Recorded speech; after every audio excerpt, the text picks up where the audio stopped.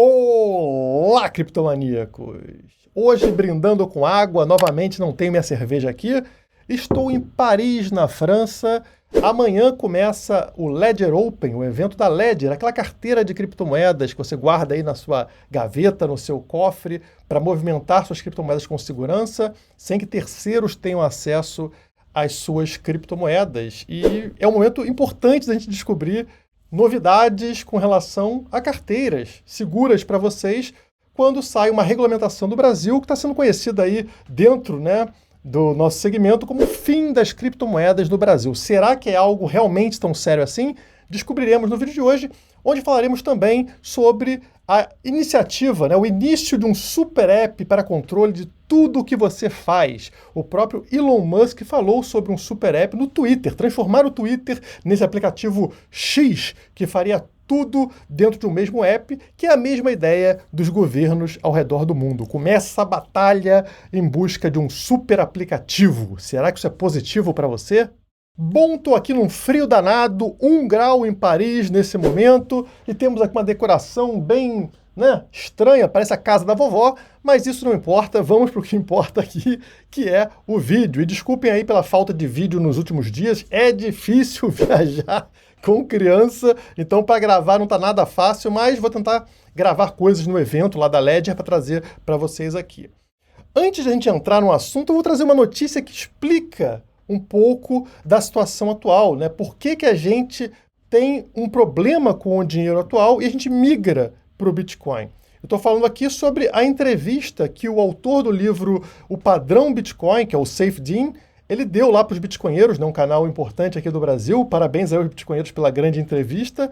E ele falou que foi a inflação no Brasil que levou ele ao Bitcoin. Coisa estranha, Para quem não sabe, ele morou no Brasil na década de 80, conforme essa matéria explica aqui embaixo. Então, ele morou entre 87 e 89 no Brasil, quando ele tinha somente 8 anos de idade. E ele viu ali o nascimento e morte de várias moedas, como o Cruzado Novo e outras. Eu também vivi isso, Eu nasci em 83, então eu era criança também nessa fase, e eu lembro como era uma coisa estranha, complicada de entender, Por que as moedas ficavam nascendo e morrendo, e por que ficava todo mundo desesperado, correndo para o supermercado todo dia.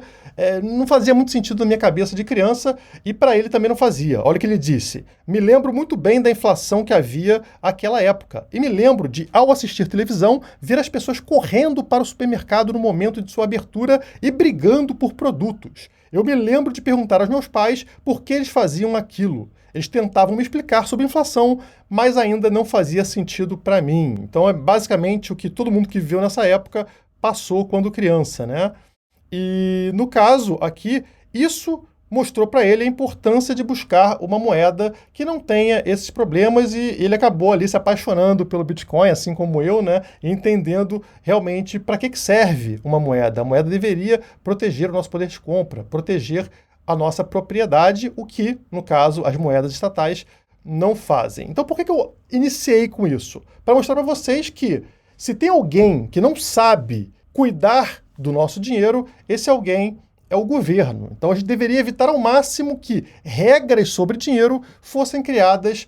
pelo governo, porque o governo ele é mestre em destruir o valor do dinheiro, as propriedades do dinheiro. E aí, adivinhem, sai a lei das criptomoedas aqui no Brasil, Então foi aprovada finalmente a regulamentação sobre criptomoedas no Brasil, que vai agora para a sanção do presidente Jair Bolsonaro. E se ele não aprovar, provavelmente o Lula depois o fará. Essa aprovação acontece após 7 anos de debates lá no Congresso com relação a essa regulamentação. E adivinhe, pessoal, será que realmente é algo feito para nos proteger?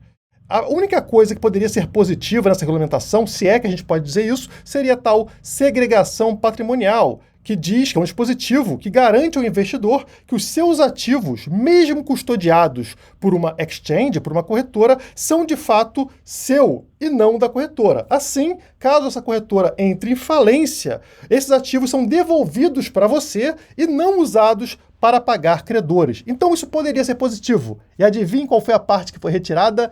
Exatamente essa parte não passou, foi retirada do texto e todo o resto, toda a porcaria restante foi aprovada, que é extremamente negativa para o investidor brasileiro e para as empresas brasileiras.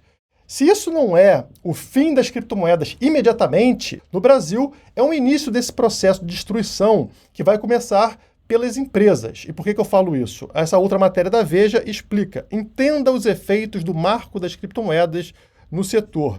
E aqui tem um ponto interessante. O projeto de lei prevê a necessidade de que as prestadoras de serviços de ativos virtuais requeram autorização de funcionamento que provavelmente será endereçada ao Banco Central do Brasil. Ou seja, qualquer empresa que tenha algum tipo de movimentação ou algum tipo de ligação no setor cripto vai precisar de uma autorização, provavelmente do Banco Central do Brasil, ou da CVM, enfim, ou das duas, né, para poder operar. Inclusive a própria Criptomaníacos, né? Nós temos uma empresa, vocês sabem, nós temos produtos ligados ao setor cripto, então provavelmente a gente vai precisar pedir lá bênção para a autoridade CVM ou para o Banco Central do Brasil. E quem disse que eles vão dar? Né? A gente sabe que existem empresas que têm ligações mais fortes com o Estado, com o governo. E essas empresas, portanto, terão aprovação. Mas e se outras empresas concorrentes buscarem por essa aprovação? Será que é positivo para essas empresas mais próximas do Estado que concorrentes entrem? Então, nesse sentido, a gente pode ver algumas empresas não sendo aprovadas, entenderam? E isso realmente, a falta de concorrência eleva o preço e reduz a qualidade. E isso faz com que o Brasil deixe de ser competitivo globalmente. E é por isso que, sim, isso leva ao fim das criptomoedas no Brasil. Isso leva a regras que não são positivas para a sua liberdade, para a sua privacidade e muito menos para empresas que queiram entrar aqui no país. Então, a liberdade que a gente tinha hoje com relação às criptomoedas, ela tende a ser cada vez menor. Isso leva ao fim das criptomoedas no Brasil, como a gente conhece. É aquilo, né? Muita gente falando que quem comprou, comprou, quem não comprou, não compra mais da mesma forma. E, claro, eles falam aqui sobre isso ser uma proteção para você, sobre isso evitar crime de lavagem de dinheiro, e vão usar várias coisas que estão acontecendo hoje no setor como desculpa. Então, reguladores dos Estados Unidos dizem que criptomoedas são ameaça à segurança nacional após o colapso da FTX. E qual é a solução? Vem aqui embaixo, ó. O presidente da CFTC disse aos senadores americanos que sua agência precisa de mais poder para regular as criptomoedas. Então, qual é a forma deles solucionarem um problema da FTX, por exemplo, né? Centralização de poder. Coloque poder na mão do rapaz aqui, ó, tem ausência de cabelo, né? Careca agora tá na moda, né? Careca super poderoso. Então coloque aqui mais poder na mão do careca e não teremos mais o problema da FTX, apesar do problema da FTX ter sido justamente em ligação com figuras do Estado, a gente sabe, né? Pessoas ligadas à SEC. Então, esquece isso. Esquece que o problema foi esse. Vamos fingir que não. Dá mais poder para esses caras e pronto, né? Você vai estar super seguro aí na sua casa. E aí, em linha com os Estados Unidos, onde eles falaram isso, o Banco Central Europeu foi na mesma linha, né? Diz que o Bitcoin enfrenta a última posição após o colapso da FTX. Então, tudo alinhado globalmente para que eles tenham o poder, né, de decidir o que você pode fazer ou não fazer com o seu dinheiro, porque assim você está livre de qualquer problema. Agora, será que essa é a solução para um problema como, por exemplo, da FTX? Na hora que a FTX teve esse problema grave, né, enfim, gerou um colapso, roubou dinheiro de vários clientes, os clientes começaram a sacar dinheiro das corretoras, correto? Mundialmente, sacando das corretoras e enviando para carteiras próprias. Por isso que eu falei da importância, inclusive, do evento da Ledger que eu vou amanhã, né, para ver como estão as carteiras físicas e quais são as novidades nesse setor.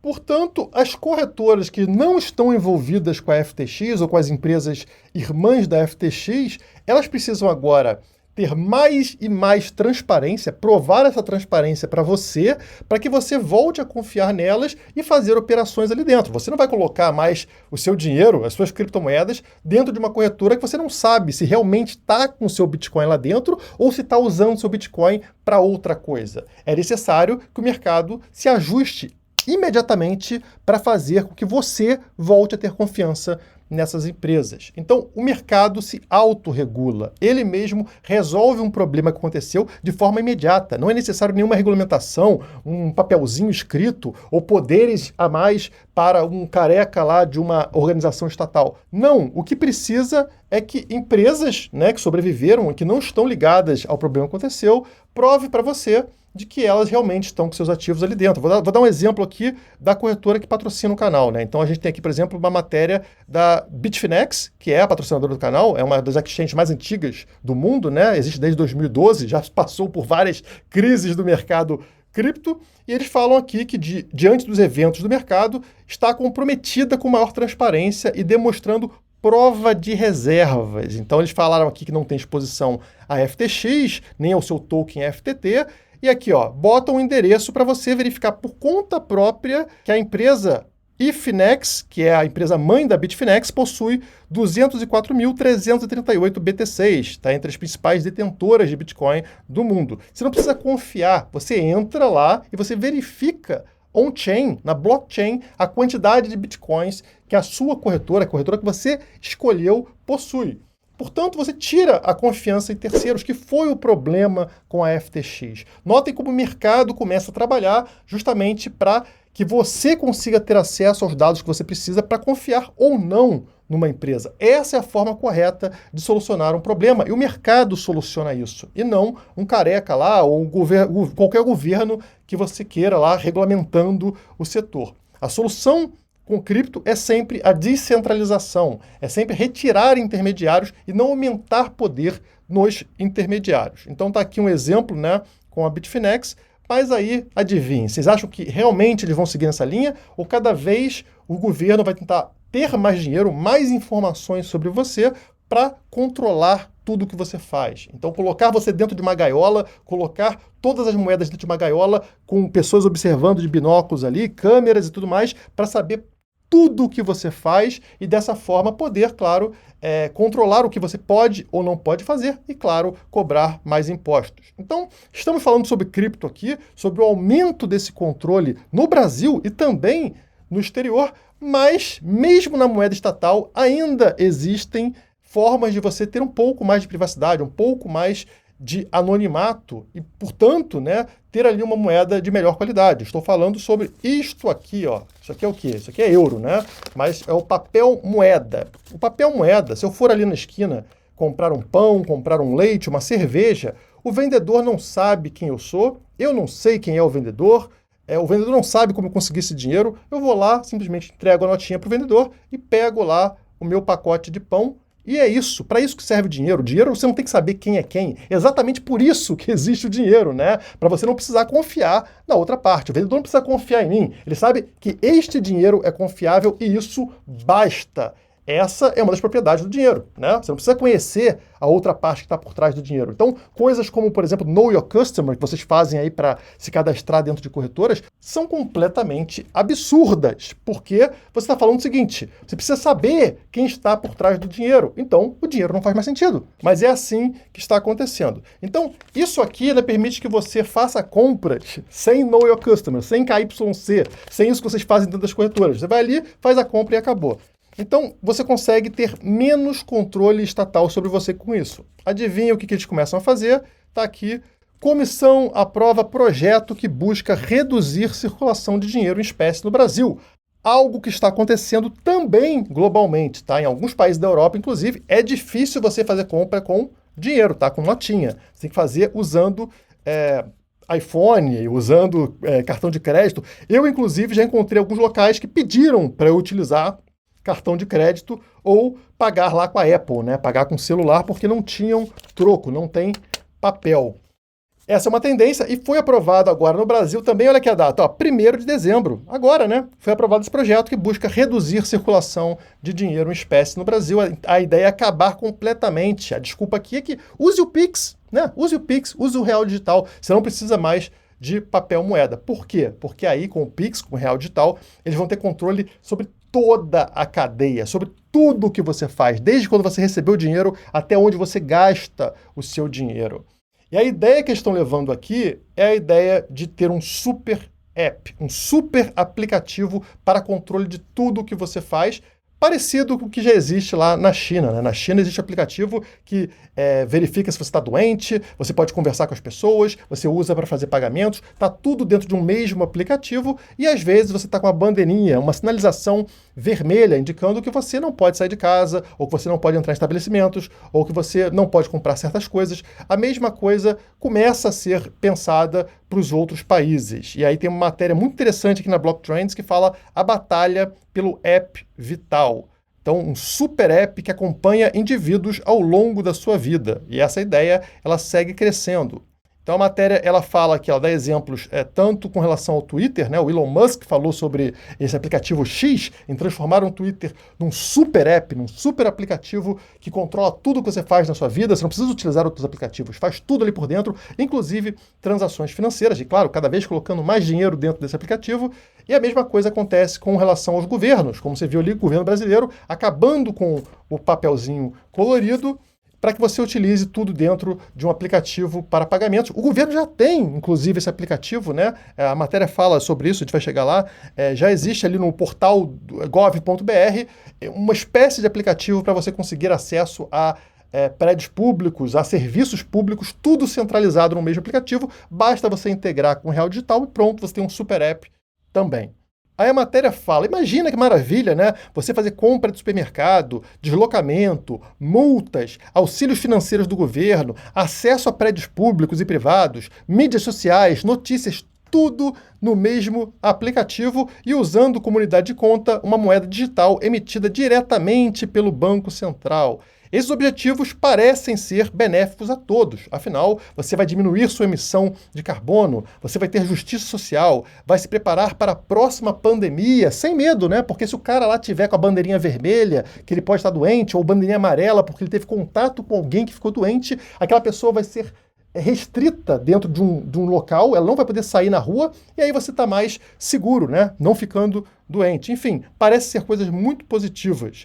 Mas você está trocando direitos individuais, como liberdade de expressão, como propriedade e privacidade, e cedendo lugar à equipe de especialistas e técnicos que poderão adicionar ou retirar créditos a depender do seu bom comportamento. Como eu falei, se estiver doente, se você postou algo muito ruim nas redes sociais, aí uma fake news, digamos, você pode tomar ali, perder crédito, né? Você retira crédito de você e você para de poder ter a mesma liberdade para sair de casa ou para comprar determinadas coisas, porque você fez uma infração. Na hora vem essa infração ali no aplicativo. Então aqui o exemplo deles, né? Desculpa, senhor, seu código QR apareceu vermelho, você agora é um risco à saúde pública por ter emitido uma desinformação perigosa e deve ser confinado imediatamente. Então essa é a ideia, né, do super app. Aqui eles falam sobre o Elon Musk também tentando fazer a mesma coisa no Twitter, então não é um problema somente de Estado, é um problema aqui de empresas privadas também querendo ter esse controle maior sobre você. Estamos vivendo uma guerra para decidir quem será o gatekeeper, o guardião desse portal, o guardião desse super app a ser utilizado globalmente. E, infelizmente, muitas pessoas vão cair nessas desculpas dessa ditadura tecnocrática, porque entendem que isso vai ser positivo, vai trazer segurança para elas, né? O governo cuidando de todos para garantir que nada saia do padrão. Por exemplo, eles podem falar que a concentração de CO2 na atmosfera está muito alta, então é necessário reduzir algumas atividades ou consumo de carne, por exemplo. A única forma de fazer isso é tendo controle daquilo que todo mundo compra, e muitas pessoas vão concordar com isso. Ou vão falar que precisam suprimir discursos potencialmente perigosos para a democracia. Vocês estão vendo isso no Brasil, né? Então as pessoas estão falando algo que é perigoso para a democracia. Estranho, né? Porque democracia deveria ser pessoas tendo livre opinião e aquela que tivesse maioria, aquela opinião que for seguida pela maioria, é aprovada. Mas não é isso que acontece. Algumas opiniões não podem ser ditas, porque são antidemocráticas. É estranho, mas enfim, algumas pessoas defendem isso e outras pessoas vão falar também com questão sanitária, saúde, como a gente falou, né, de pandemias e tal. E pouco a pouco as pessoas vão aderindo a esse tipo de sistema que acaba completamente com a nossa liberdade. E agora a gente está formando dois grupos na sociedade. Um grupo que entende a necessidade de proteger a sua liberdade financeira, e um grupo que está ali, não, eu quero realmente esse tipo de aplicativo, vai ser bom para a sociedade. Então, são duas bolhas bem diferentes e que vocês vão enxergá-las claramente nessa matéria aqui. Olha só. Empresas do Brasil seguem comprando muito Bitcoin, revela a Receita Federal do Brasil. Mesmo nesse momento de crise, né, a matéria saiu agora, ó, dia 2 de dezembro, empresas no Brasil comprando Bitcoin. Olha só, é um novo recorde do mercado, tá? Nunca tivemos tantas empresas comprando Bitcoin como agora. 41.817 empresas declararam a compra de Bitcoin e criptomoedas. Mas, enquanto empresas crescem suas movimentações, pessoas físicas, nós, pessoas físicas, diminuem suas exposições. Aqui eles estão falando sobre aquilo que é declarado para a Receita Federal do Brasil. Empresas, elas não conseguem, sonegar ou escapar desse controle estatal. Elas são entidades centralizadas, extremamente monitoradas pelo governo, pelo Estado, portanto elas têm que declarar tudo. A gente está vendo o número de empresas, né, a quantidade de criptomoedas dessas empresas crescendo, mesmo numa crise. Mas pessoas físicas, que são mais difíceis de terem esse tipo de fiscalização, estão com menos, né, estão declarando menos. Vocês estão entendendo o motivo? Porque, como empresas são mais monitoradas e fiscalizadas, a tendência é que elas sempre tenham que declarar. Aqui, indivíduos, né, pessoas físicas, como não tem o mesmo nível de fiscalização, é mais difícil fiscalizar milhões de pessoas descentralizadas, né, separadamente, isso vem caindo. Estão entendendo o motivo disso acontecer, né? A matéria fala que mulheres foram responsáveis por 20% das operações do Brasil, o maior nível de participação do sexo feminino no setor de toda a história. Isso é muito estranho. Aqui no canal, por exemplo, menos de 10% do público é mulher. E sempre foi, tá? Entre 4%, 8%, sempre assim, como no setor todo. Se você pegar os dados de corretoras, de exchange também, é sempre abaixo de 10%. Por que será que 20% das operações no Brasil, operações declaradas no Brasil, são de mulher? Bom, mulheres, elas são mais adeptas à segurança do que à liberdade em comparação com os homens, né? As mulheres, elas geralmente são mais ligadas ao Estado, confiam mais no Estado, porque quando tem algum problema, uma separação, alguma coisa, elas dependem mais do Estado para prover essas coisas. O Estado faz, às vezes, ali do marido que não existe mais, ou do parceiro que fugiu, enfim. Então, mulheres têm essa tendência maior de confiança no Estado. E adivinhem, elas estão ali no recorde de declaração, né? 20% de todas as operações de cripto agora são de mulheres. Isso significa que os homens talvez não estejam mais declarando tanto, né, pessoal? Vocês estão entendendo o que está acontecendo? Eu estou tentando trazer para vocês da forma que eu posso falar aqui, mas tá claro para mim que existem dois grupos aqui. Existem grupos de pessoas que são obrigadas, na verdade, a confiar, como no caso de empresas, e mulheres que têm uma confiança maior no governo, né? E existe uma outra bolha de pessoas que estão agora evitando uma confiança tão grande. E o Bitcoin segue sendo o ativo com o maior número de operações entre investidores, mas o STT, o Tether, detém maior volume total de operações. E olha a diferença absurda, pessoal. Então, desses ativos declarados, o Tether, o SDT, movimentou sozinho mais de 9 bilhões de reais, enquanto o Bitcoin somente 992 milhões em segundo lugar. Ou seja, quando declaram muito mais Tether, uma criptomoeda onde é mais fácil de fiscalizar, né, centralizada, do que o Bitcoin. Entenderam? Quando a galera tem Bitcoin, a gente não vê um número tão alto. Quando usa Tether, uma outra criptomoeda, talvez pessoas que confiem mais nessas autoridades, aí está aqui a declaração. 9 bilhões de Tether e 900 milhões de Bitcoin, que é o segundo colocado, tá? Outras moedas vêm até abaixo. Vocês estão entendendo aqui o que está acontecendo? As bolhas estão sendo formadas, pessoas que usam criptomoedas centralizadas, empresas que são extremamente fiscalizadas, mulheres, esses estão declarando mais e mais, estão formando um grupo aqui que estão sendo mais regulados, mais fiscalizados, e temos aqui, aparentemente, né, um outro grupo que está sumindo desse mapa. Né? Homens, CPFs, pessoas físicas, usuários de Bitcoin, eles estão meio que tendo redução nesses dados da Receita Federal. Então, vocês percebem que existe agora uma guerra entre os defensores de um super app, de um controle absoluto sobre as finanças e sobre sua vida pessoal, e pessoas que rejeitam essa ideia. O que vai acontecer lá na frente? Não sei. Eu sei que no Brasil agora a gente teve realmente um marco importante, é uma mudança significativa no que tornava o Brasil competitivo até esse momento, e agora, infelizmente, a gente deixa de ser competitivo globalmente no setor cripto e nos tornaremos novamente somente seguidores daquilo que acontece no exterior, e boa parte desse capital, dessas empresas, desses empregos que poderiam vir para cá, irão agora para países mais livres, como, por exemplo, El Salvador pode se tornar um lugar assim, ou quem sabe a Suíça. A gente sabe que tem o Crypto Valley, o Vale das Criptomoedas lá em Zug, na Suíça. Talvez esses locais comecem a receber mais e mais dinheiro, mais e mais empregos que poderiam estar vindo para o Brasil e não virão. Você aí que não comprou criptomoeda até hoje, assim, ou você confia em tudo isso que está acontecendo, nessa regulamentação, e você vai fazer todo esse processo aqui, ou você agora pode ser considerado um criminoso. E isso é muito sério, né? Você, na verdade, não fez nada de errado. Você não é responsável por lavagem de dinheiro, por nada de errado, você não fez nada. Mas vão te considerar assim devido a uma nova regulamentação. Então, pessoal, os dias tendem a ficar mais difíceis, mas, enfim, a liberdade nunca foi de graça, né? A gente tem que lutar dia a dia pela liberdade, porque senão ela acaba. Enfim, espero trazer mais novidades sobre o setor cripto, sobre a Ledger, sobre carteiras de criptomoedas nos próximos vídeos. Então acompanhe, se inscreva no canal e, por favor, deixe aquele like, que não é nada fácil gravar nesse frio danado aqui da Europa. Por hoje é só, muito obrigado e até a próxima.